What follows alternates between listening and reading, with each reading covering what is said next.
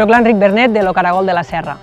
Lo Caragol de la Serra és una explotació familiar i helicícola situada al terme de Juncosa de les Garrigues. A Lo Caragol de la Serra ens dediquem bàsicament a la cria i l'engreix del caragol bover.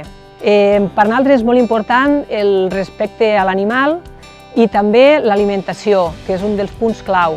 L'alimentació és una alimentació sense additius químics, basada en gra i llegums ecològics, fruita i verdura i herbes naturals i medicinals.